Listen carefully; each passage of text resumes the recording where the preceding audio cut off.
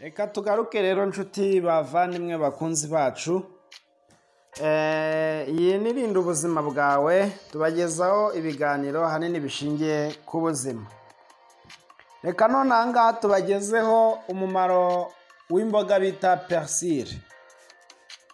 Perisire ni ingenzi cyane ku barwayi b'indwara nyinshi, aho turi buze no kureba uko wayikoresha mu kuvura ikibazo cyo kuryana mu gihe cy'imihango y'abakobwa. Perisire rero ifite umwuka mwiza, wa wundi twumva uhumura, urimo ibyitwa piyoro, teripene ndetse n'amavuta. Kandi perisire ishobora gukoreshwa mu kuvura hifashishijwe uwo mwuka wayo.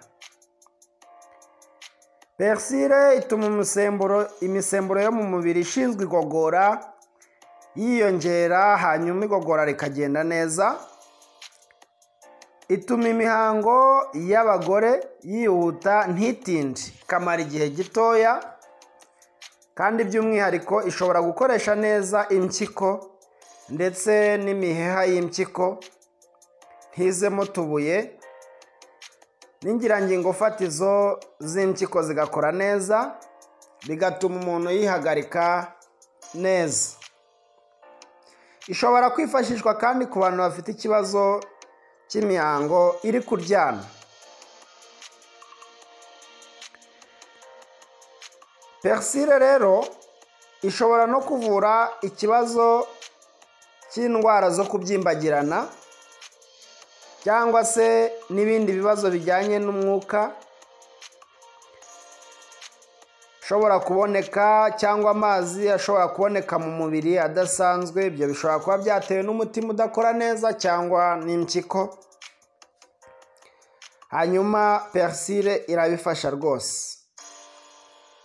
Perisire ifite intungamubiri nyinshi na vitamine zo mu bwoko bwa B, imyunyungugu n'ibindi n'ibindi. Ishobora gufasha indwara zinyuranye, harimo iz'umutima, iza rubagimpande, izo kubura vitamine A n'izo kubura vitamine C, nko kwibagirwa, kubabara amagufa ndetse n'ibindi.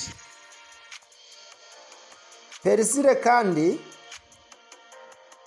ishobora gukoreshwa mu kurinda imihango y'abakobwa iryana, dore ko twabonye haruguru ko ishobora no kwisubiza kuri gahunda ntibe myinshi cyane ngo imare igihe kirekire. Icyo gihe wafata perisire mu kiganza ugasekura, ikiganza cyawe ugasekura cyangwa ukarapa ugasya, hanyuma ugafunguza agatasi k'amazi ukanywa, na nimugoroba ukongera ukanywa. Igihe wafashe perisire nyinshi urafunguza amatasi abiri uze kunywaho mu gitondo na nimugoroba, hanyuma uzajya usiba kabiri wongere unywe ku munsi wa gatatu. Ngo ni ukuvuga ngo ni ukubikoresha uyu munsi ugasiba ejo n'ejo bundi ukongera ukabikora. Ibyo byakuvura biriya bibazo byose twabonye. Umwuka wa perisire ushobora kwirukana udusimba turi mu nzu nka insect n'ibindi. Garama 7 za perisire ziba zihagije ku munsi, kandi ifite vitamine C yo ku rwego rwo hejuru. Perisire kandi ishobora kwifashishwa mu kurya tungurusumu, bigatuma umwuka wa tungurusumu utumvikana cyane. Ni ku bantu batinya kurya tungurusumu bitewe n'umwuka wayo. Bibutse ko hari amabanga ashobora gutuma urya tungurusumu neza. Hari ukuyishyira mu mazi ashyushye, hanyuma ukanywa ayo mazi na twa tuheke ukaturya. Hari ukuyiraza mu mazi akonje bikararana ukayanywa mu gitondo na twa duheke ukaturya. Hari gufata ibiryo bihiye kandi bigishyushye ukayikatiramo uduheke duto cyane twa tungurusumu ukavangavanga, ukaba ubiretse bikamara umwanya, hanyuma ukaza kurya. Hari no kuba wafata tungurusumu ukayiryana na pome. Ibyo rero hamwe n'ibindi tutavuze ishobora gutuma tungurusumu itumvikana, dore ko tungurusumu ari ingenzi cyane kurusha ibindi bintu byinshi tuzi.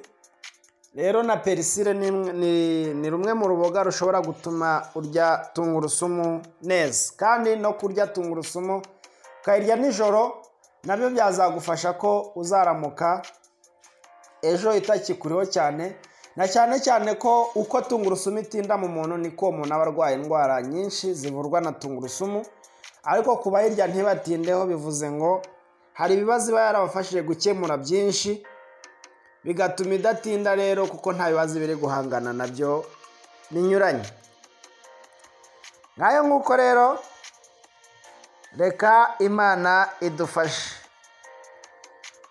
tugirire neza kandi itubane tujye dukoresha ibi byaremwe byayo neza. Reka twige itegeko rindi, ni mu Kuva igice cya 20 umurongo wa 7. Ntukavugire ubusa izina ry'Uwiteka Imana yawe, kuko Uwiteka atazamubura kumubara nk'utacumuye uvugiye ubusa izina rye.